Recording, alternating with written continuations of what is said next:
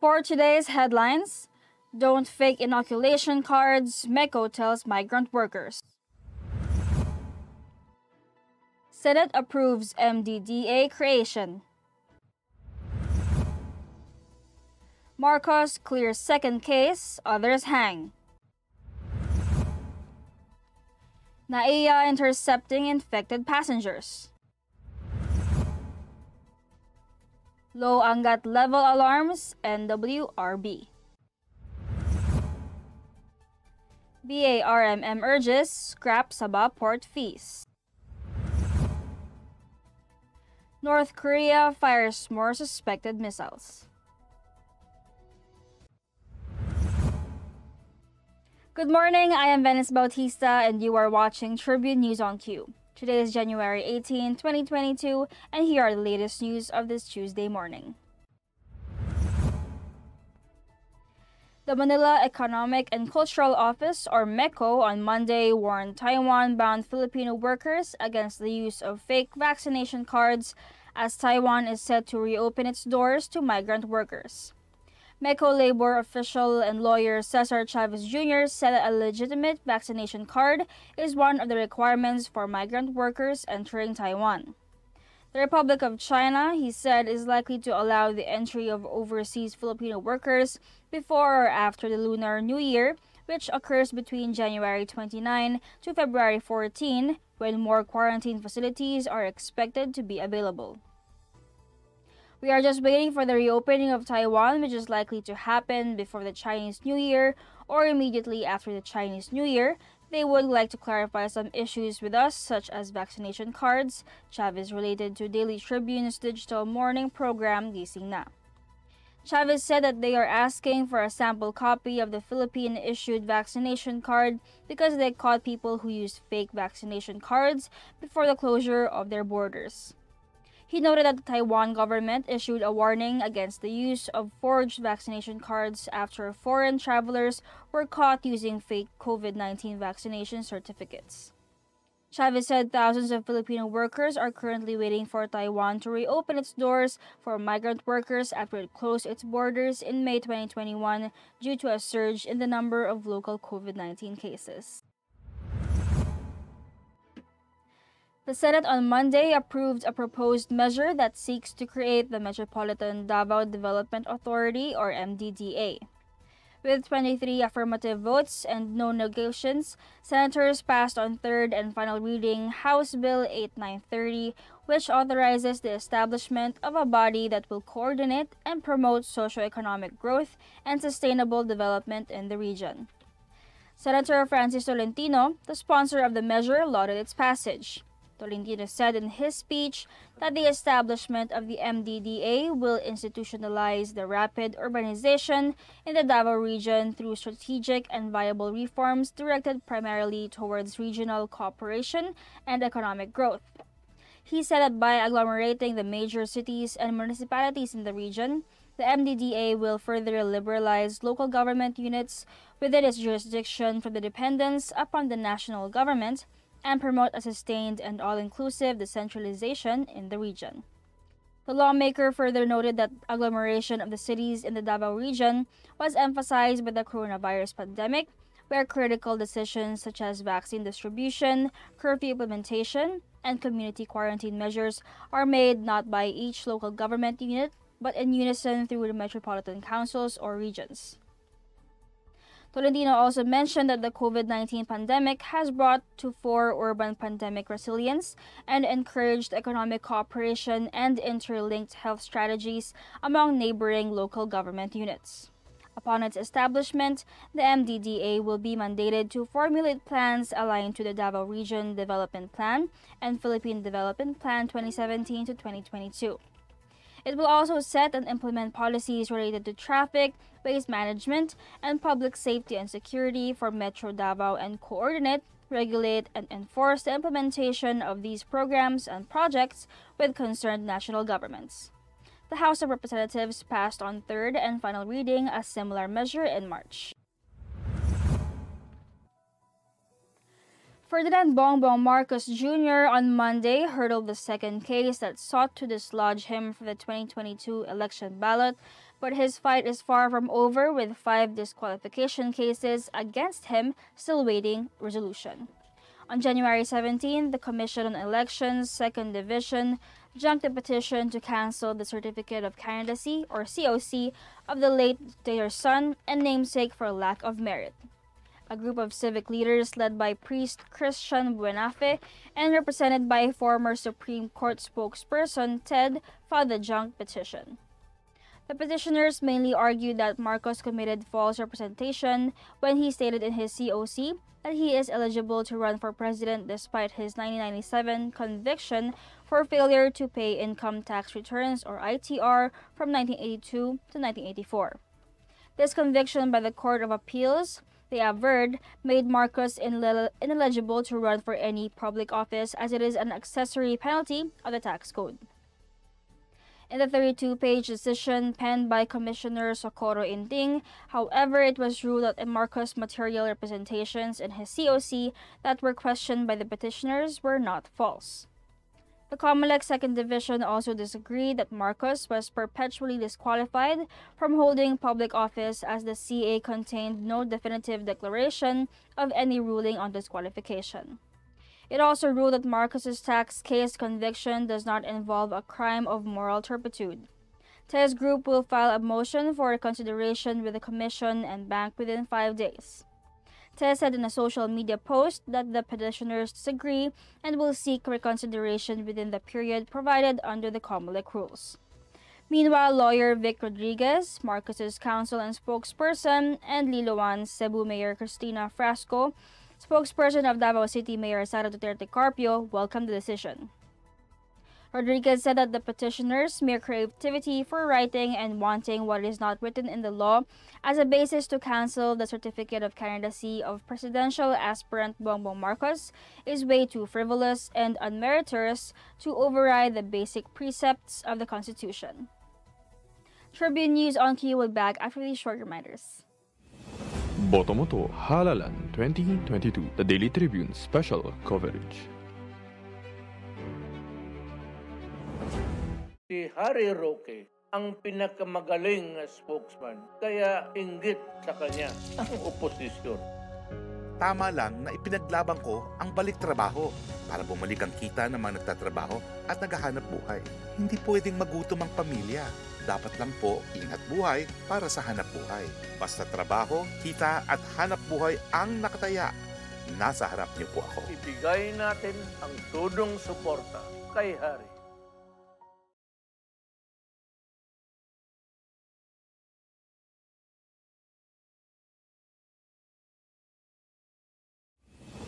Botomoto Halalan 2022, the Daily Tribune special coverage.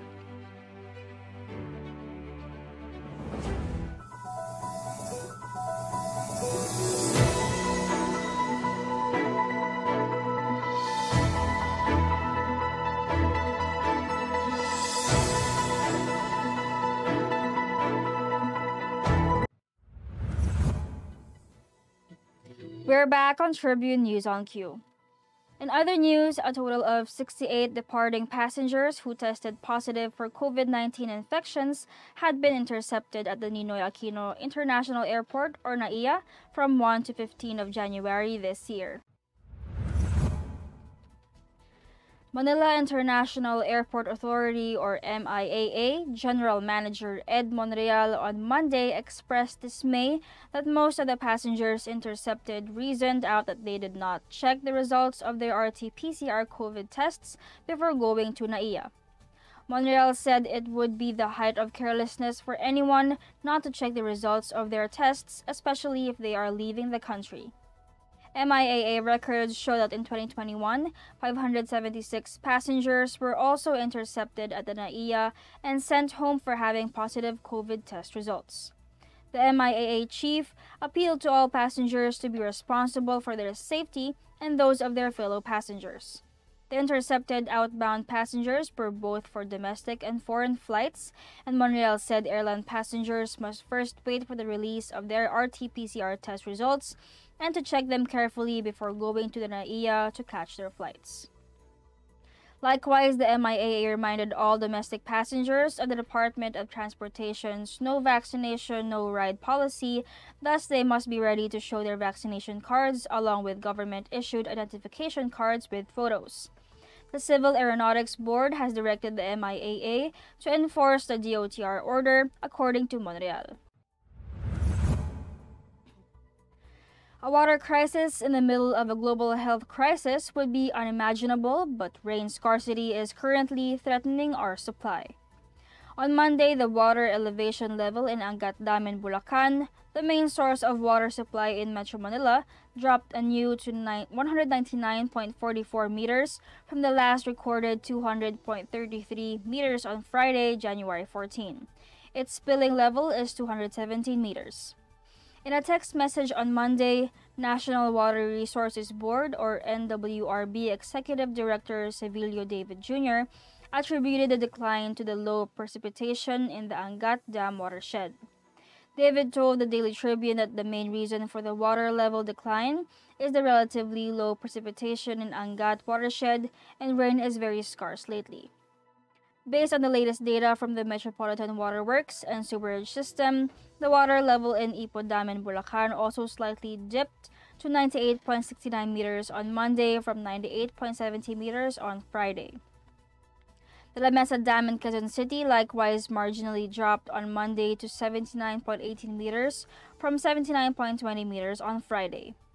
David said that they have been coordinating with other government agencies involved in the management and use of water from the dam, preparing the mitigating measures to have a more stable water supply in the coming months, particularly during summer.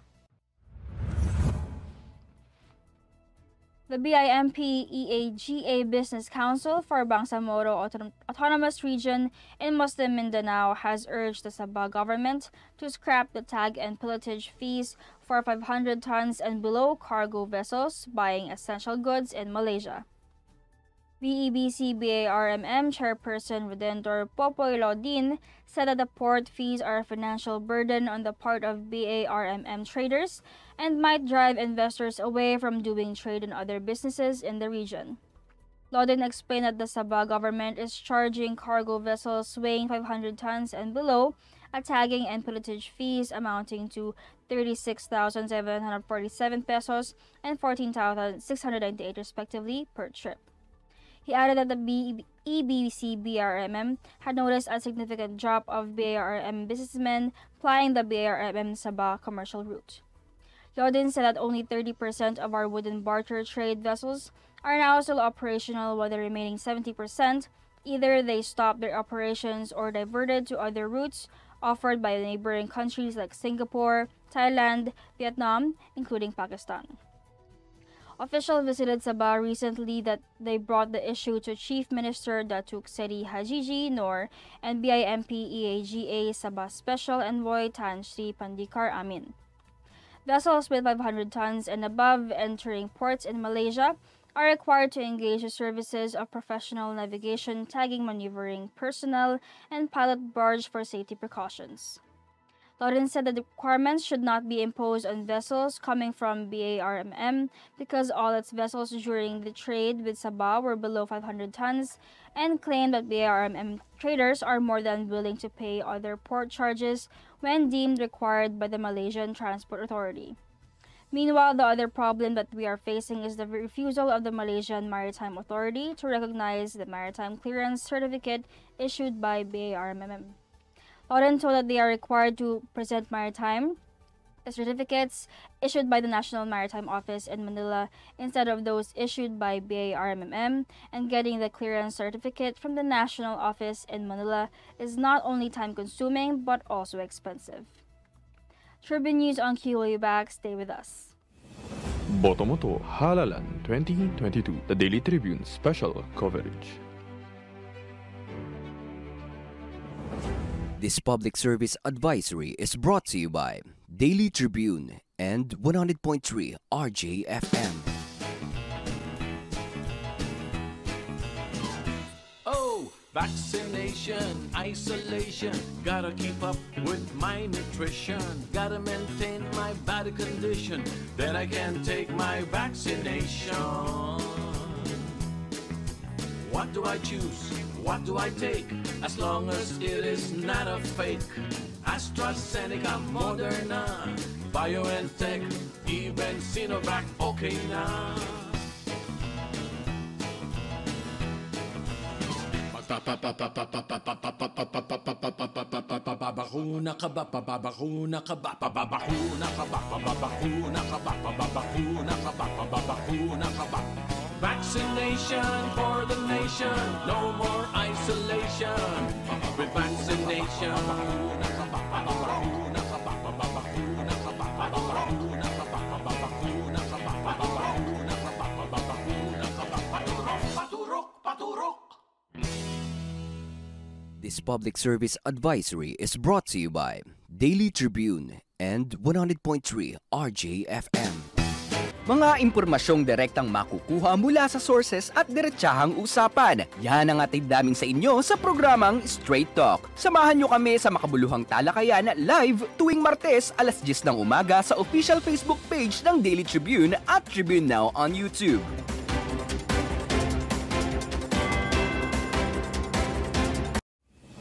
Botomoto Halalan 2022, the Daily Tribune special coverage.